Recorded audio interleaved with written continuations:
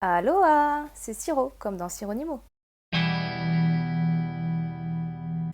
Alors vous allez me dire, ça fait 1000 ans que j'ai pas fait de vidéo. Bah c'est pas vrai, ça fait pas 1000 ans, ça fait peut-être quelques mois effectivement. Bon, mais en même temps, tout est relatif, voilà. Il fallait le temps que je regarde quelques dramas, là ça y est, j'ai fait plein de dramas, donc j'ai plein de choses à dire. Peut-être plusieurs vidéos vont arriver, je ne sais pas si...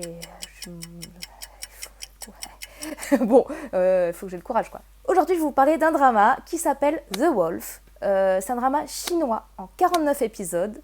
Le titre en chinois s'écrit ici, je l'écris là. Je crois que ça se prononce Lang Duanxia, à peu près. Ça veut dire plutôt Sa Majesté de la Royauté des loups. Comme vous le voyez là, il y a un petit loup, un noble loup très féroce. Petit loup bleu. The Wolf. Alors c'est vite fait un truc d'époque, en costume, il y a de la bagarre, il y a des intrigues, mais surtout il y a de la romance. Mais en fait, rien qu'avec le générique, ça aurait dû me mettre la puce à l'oreille, parce que c'est très spécial, c'est assez bizarre. On a de belles images avec des personnages en costume, des épées, des batailles héroïques, et le tout sur une musique R&B qui est vraiment copiée sur ce que font les Coréens, hein, mais bon, là c'est chinois. Et donc il y a une meuf qui chante en aigu, il y a un mec qui pose son rap dessus, et ça colle zéro avec les images. Donc voilà, ça annonce grave la couleur en fait de ce manque de cohérence qu'on va retrouver tout le long du drama jusqu'à la fin. Clairement, c'est le bordel en fait, pour résumer. Et puis déjà lui là, le mec au générique à droite, excusez-moi, mais il y a son titre sur la gueule. Moi je suis l'acteur, je fais un procès à la série direct. Genre on pouvait pas coller le titre de part, non, il fallait qu'il soit sur sa gueule, le pauvre, le pauvre. Pour l'histoire, vite fait et sans spoiler bien sûr, il y a un mec joué par Darren Wang qui a grandi dans la montagne parmi les loups. Donc alors il a vite fait des aptitudes spéciales de loup. Indice, d'où le titre du drama. Comme sauter d'une falaise de 200 mètres de haut.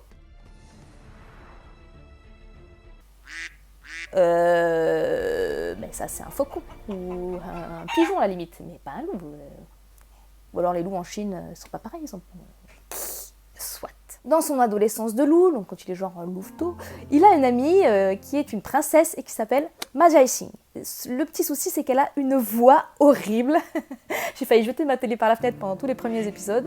Bon, faut savoir que les dramas chinois, surtout d'époque, sont entièrement redoublés, parfois par les acteurs eux-mêmes et parfois par des doubleurs pros, notamment pour éviter tous les bruits de moteur qu'il peut y avoir, un avion qui passe, ou tous les bruits qu'il peut y avoir aussi dans l'équipe technique, parce qu'il y a beaucoup de monde dans ce genre de drama, donc comme ça ils se font pas trop chier à faire attention à tous les bruits extérieurs.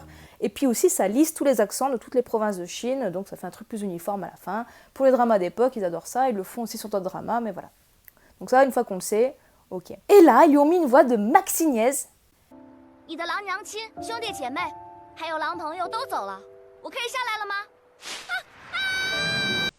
Alors je vous rassure, hein, ça s'arrange par la suite. Elle est censée être jeune au début, et puis après, elle devient une princesse badass, donc sa voix, finalement, ça va.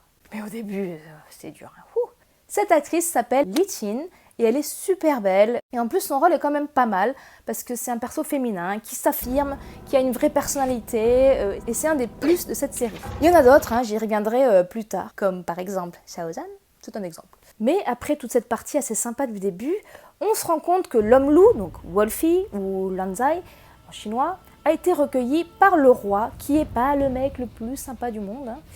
Et donc, il est devenu, des années après, un féroce guerrier qui applique implacablement les ordres, le très désagréable Lord Bo, ou Bo Wang en VO. Et s'ensuit 1000 péripéties, notamment entre la princesse et lui, hein, qui se cherchent, il faut bien dire, toute la série. En fait, voilà. Et en vrai, l'histoire ne méritait pas autant d'épisodes. 20 épisodes max, ça aurait suffi, parce que là, 49, ça devient ridicule. À base de « je vais te tuer ». Non, en vrai, je te kiffe. Je te déteste. Oui, mais je t'aime quand même. Moi aussi, mais en secret, je ne dois pas. Donc non, je te repousse. Non, ouh, je veux te pécho. Je te chasse. On va se pécho tout le temps. 49 épisodes comme ça. Est-ce bien sérieux ? Alors, autour de ça, évidemment, il y a d'autres personnages, heureusement, mais qui apparaissent un petit peu toujours que quand on a besoin d'eux. C'est aussi un des ressorts de la série. On a par exemple Baona, jouée par Go Shu-yao. Alors, c'est une princesse d'une autre province qui est proche de la Mongolie, vu les habits, le folklore, ça se comprend. Elle a une voix encore plus désagréable que la première.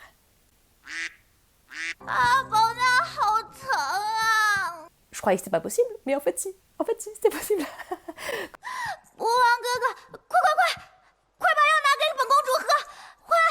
Quand elle est arrivée, je me suis dit, mais non, mais vous voulez notre mort ou quoi ? Impossible. Donc Baona, je voulais en faire un beignet au début, tellement sa voix m'énervait. Et on a aussi Ji Chong, qui est joué par Xiao Zhan. Heureusement qu'il est là, hein, parce que sans lui, la série...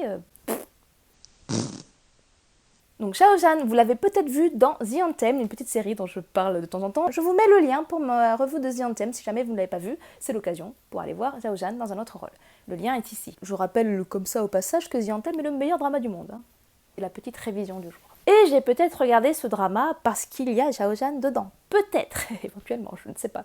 En fait, comme tout le monde, hein, tout le monde a fait ça. Par contre, il arrive dans l'histoire un petit peu tard, donc faut s'accrocher, hein, parce qu'il y a plein d'épisodes où il n'est pas là. Car comme je vous le disais, les personnages n'arrivent que quand on a besoin d'eux. Et il y a une meuf qui arrive encore après, on sait pas d'où elle sort de nulle part. En fait, si, je sais, elle sort d'un clip de Blackpink. Complètement inattendu pour ce genre de drama, mais comme je vous l'ai dit, ça manque un petit peu de cohésion, c'est normal. Hein. Donc elle a un look et surtout une coiffure pas possible. D'ailleurs, elle est en prison, mais sa cellule, c'est une cage à oiseaux, évidemment, hein, comme tout le monde, j'ai envie de dire. C'est juste pour faire classe, parce qu'il n'y a que elle qui a droit à ça, les autres, ils ont des cages normales, enfin, des prisons, quoi, des cellules. Non, elle, c'est une cage à oiseaux. Et pour que ça aille avec son personnage d'un clip de Blackpink. Donc elle s'appelle Yaoji, jouée par Shinji Lei, qui a assez la classe, ses coiffures, c'est un peu... voilà quoi. D'ailleurs, il n'y a pas de salle de bain, il n'y a pas de miroir dans sa cage à oiseaux, donc comment elle fait pour se saper comme ça et se coiffer de la sorte? Expliquez-moi. Je demande, je pose la question, c'est pour un ami. Elle est toujours impeccable, la meuf impeccable, trop apprêtée et tout, dans une cage à oiseaux. Ouh, que ça m'énerve. C'est nous les pigeons en fait, c'est nous que vous les mettez en cage. Hein? Vous ne prenez pas des pigeons dans cette série? J'ai bien l'impression. Je continue mon histoire. Et le roi, il se dit qu'il va la libérer, alors que quoi? Il y a écrit manigance sur son front. Et qu'est-ce qu'elle fait toute la série? Des manigances. Ah, c'est bizarre. Mais bon, le roi, il est stupide. Tout le monde est stupide. Bref, le scénario, c'est assez confus. C'est pas très construit. On dirait que les personnages et les événements arrivent au fur et à mesure. Tout ça pour quand ça les arrange, en fait, pour construire leur intrigue. En fait, pour faire des rebondissements sans arrêt dans l'intrigue, et surtout l'intrigue amoureuse. Bon, il y a des complots et tout, mais il y a 36 fourberies, 25 complots, des retournements de situation, des personnes qui retournent leur veste aussi. Mais ça arrive toujours un petit peu de nulle part. Genre, on est là, tranquille, et puis tout d'un coup, ça nous dit « Il a mangé une tartine avec un autre mec !» Quoi? Traîtrise à la nation, c'est pas possible! Éliminez-le! Lui, son armée, sa famille, et tous les gens avec qui il a parlé depuis moins de 48 heures. Toi, t'es là. Le plan d'avant, ils étaient potes quand même. Hein. Mais ça sort d'où ça? Tu dis, attends, quoi? Pourquoi? C'est juste parce qu'ils en ont besoin pour l'histoire. Voilà, ils ont besoin de foutre un peu la merde, ok, des problèmes. On va créer des problèmes. Donc voilà, c'est un petit peu tiré par les cheveux, faut se laisser porter, parce que bon, on passe quand même un bon moment. De temps en temps, il y a des bons moments. Est-ce que j'ai déjà parlé du point positif qui était Xiao Zhan? Il me semble, hein? J'ai un doute. Dans le doute, je vous rappelle qu'un des points positifs de cette série, c'est Xiao Zhan, voilà. C'était dans le doute, on ne sait jamais. C'est assez moderne quelque part dans la construction, la manière de filmer, comme la musique aussi. Il y a des très beaux habits, il y a des décors vraiment cool et assez splendides. Ça vaut quand même le coup d'œil. Les acteurs et les actrices sont plutôt agréables à regarder, ils s'en sortent pas trop mal. Et Xiao Zhan, est-ce que j'en ai parlé? C'est un des points très positifs de cette série, évidemment. Lui et son personnage qu'il incarne, Ji Chong. Sans eux, franchement, j'aurais pas regardé les 49 épisodes. Alors il y a des effets spéciaux en 3D tout pourris, notamment des animaux qui étaient là genre... pas très bien fait. Il y a des fleurs, des fruits, des plantes en plastique, mais c'est vraiment genre ça, c'est une vraie plante, ça c'est joli. Eux, c'est un truc, c'est du plastique, ils sont là, oh cette belle, non, non, c'est un truc de ta mamie que tu as trouvé dans un panier, c'est nul, nul. Des cailloux en polystyrène, enfin tout le truc fake, ça, on y a droit, on les voit à 4 km, c'est pas très joli. Des effets spéciaux un petit peu cheap. Et le ton, ça aussi, entre des trucs super sérieux, un peu graves, avec des morts, des meurtres, du sang, et t'es là genre c'est triste, c'est un ton mature, et à côté de ça, des grosses blagues, des personnages un petit peu stupides, et t'es là genre, vous avez pas trop choisi le ton de la série, hein, on n'est pas très sûr. Un exemple, il y avait un épisode qui j'étais assez émue, il y avait une jolie scène, un personnage avec une belle évolution, il y avait une prise de conscience, il y avait la musique qui accompagnait la scène, donc c'était bien filmé. Voilà, il y avait une petite émotion qui était en train de naître, et puis il y a une bataille. Et là, Lord Bo, il se met à taper des chevaux, mais genre innocent et tout comme ça, gratos. Mais pourquoi? Qu'est-ce qui se passe? Moi j'étais là, qu'est-ce qui se passe, les gars? Mais pourquoi il fait ça? C'est horrible, il met des patates à des chevaux innocents. Il arrive, bam, bam, bam, bagarre. Il leur fout des grosses patates gratos dans la gueule. Donc j'étais choquée de ouf, c'était horrible. Pourquoi tu fais ça, Lord Bo? Il y a des problèmes? Après, heureusement, il se prend des coups de sabot dans le dos. Il y a un cheval qui s'est vengé en mode « Vengeance pour tous mes frères !» Cette scène, alors que 2 minutes avant j'allais pleurer. Là j'étais juste choquée et dans l'incompréhension totale. Je voyais trop le cheval en mode comme ça. Pour le rang. Coup de sabot.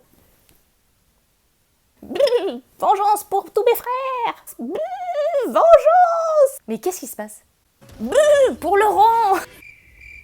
Pour le rang. D'ailleurs je pense que les chevaux sont un peu maltraités de manière générale dans cette série. Ce n'est pas bien. Vengeance. Intermède chevalin est terminé. Pour en revenir à nos deux héros, donc Lord Bo et Ma Zai-Sing, c'est un petit peu déplaisant leur relation en fait. Et c'est poussif tous les deux, c'est une relation toxique clairement. Et on est en 2021. Est-ce qu'on a envie de regarder une relation toxique en 2021? Mais je crois pas, non. Non. Même si c'est censé être un drama historique, oh. Alors ils font des trucs modernes, la meuf elle est guerrière, elle est machin, émancipée, mais bon, leur relation de merde là, pas possible. On a envie de leur foutre des claques, clairement, à tous les deux. Du coup, moi je suis désolée, mais j'étais pas très investie dans leur relation, et puis ni dans le personnage principal qui est Lord Bo, qui n'est pas très agréable en fait. Il est pas agréable. Après, en plus, il a des excuses, mais malgré tout, non, on a vu 1000 épisodes comme ça. Ça reste quoi, c'est une espèce de goût amer dans la gorge, là, le goût amer, Lord Bo, on peut pas l'apprécier. Moi, je peux pas l'apprécier. Plusieurs personnes qui ont vu ce drama ont dit bon bah on a un peu du mal à accrocher à ce personnage. Heureusement il y a Ji Chong et lui c'est le second lead masculin donc on sait qu'il a zéro chance mais lui bah, c'est une perle, il est cool, il est gentil, il est malin en plus, il est à l'écoute.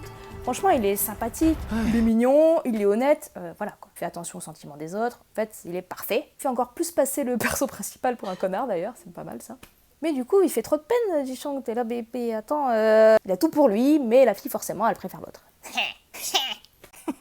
D'ailleurs, la meuf, à un moment, elle traite Ji Chong de vieille orange pas top et pas très sucrée, regardez. Mais elle dit qu'elle va se contenter de ce qu'elle a sous la main. Est-ce que ça c'est Ji Chong? Est-ce que ça c'est Shaozan? Je ne sais pas, regardez bien. Je suis outrée, exaspérée. Est-ce Ji Chong? Est-ce Shaozan? Ça, c'est une vieille orange pourrie. Bon, c'est une clémentine, mais vous avez compris l'idée. Elle dit, oh ben voilà, t'es là, j'étais sous la main, tu n'es pas très beau, ni bien sucré, un peu acide. Je vais m'en contenter. Mais meuf, du caca dans les yeux, là, du caca dans les yeux, on voit rien, c'est scandaleux. Ouvre tes yeux, outré, outré. Voilà, donc ce drama, je vais quand même regarder en entier, notamment parce qu'il y avait Shaozan, il y a des bonnes choses, mais dans l'ensemble, c'est quand même pas le drama du siècle. Et puis en plus, il y a 1000 persos, et à la fin, on s'en fout un peu, enfin... Il y en a plein, ils sont là, leurs histoires, bon. Le reste de la série, on les voit jamais, et ils apparaissent que quand on a besoin d'eux. Et puis après, bon, bah, on a plus besoin de toi, casse-toi. Et genre, à un moment, il y avait un gamin, et j'avais même oublié qu'il était là. Enfin, 3 épisodes après, il revient, je fais, ah putain, l'enfant. Enfin bon. Donc voilà, si vous avez envie de voir un drama chinois un petit peu en costume, à l'ancienne, mais un petit peu moderne, il est dispo sur plusieurs plateformes. Il est sur WeTV, il est sur Viki, mais il est aussi sur YouTube, tout simplement, sur MZTV, le channel. C'est sous-titré en anglais, par contre. Alors, sur Viki, par exemple, vous l'avez en français. Sur Viki, ça ne s'appelle pas The Wolf, hein. Ça s'appelle le loup. Le loup. J'étais persuadée que j'avais une marionnette de doigt en forme de loup et que j'allais faire des aventures terribles en marionnette, mais non. Par contre, j'ai un requin qui ressemble à rien. Baby chat. Donc voilà, franchement la gueule. Pourquoi un requin en marionnette de doigt? Ça n'a pas de sens. Pas de sens. Bon, c'est pas grave. Donc j'ai tous les animaux, j'en ai 25, mais je n'ai pas le loup. Ni un chien, ni rien qui ressemble en fait. Et je tiens à dire qu'en ce moment, Zhao Shan est dans un nouveau drama qui s'appelle Doryeo Continent, qui vient de commencer. Bon, alors tant que cette vidéo sorte, peut-être il viendra, peut-être ça sera déjà en cours, on va dire. Mais si vous avez envie de voir un drama avec ce fabuleux acteur, c'est le moment. Voilà, cette vidéo est terminée. Je vous dis à la prochaine pour un autre drama. Bye bye, Janet!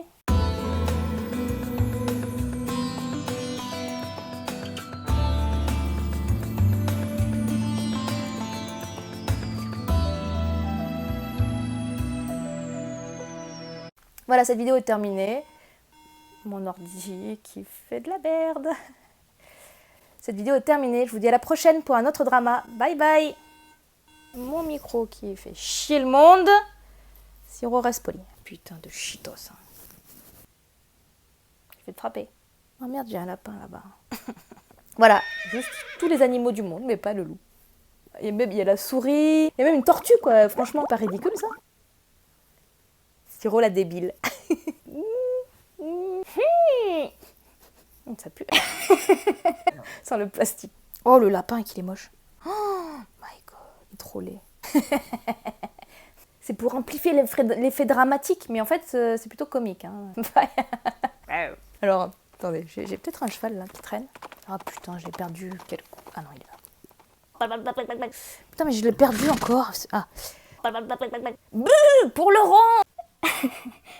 Buh, pour mes amis cheval. Ah oui, il dit pas chevaux, il dit cheval. C'est un cheval, il parle pas très bien français, hein, qu'est-ce que vous voulez? Je vais te tuer. Ah, j'ai même pas de couteau, je voulais un truc, enfin un couteau. Je vais te tuer. Le lien s'affiche ici.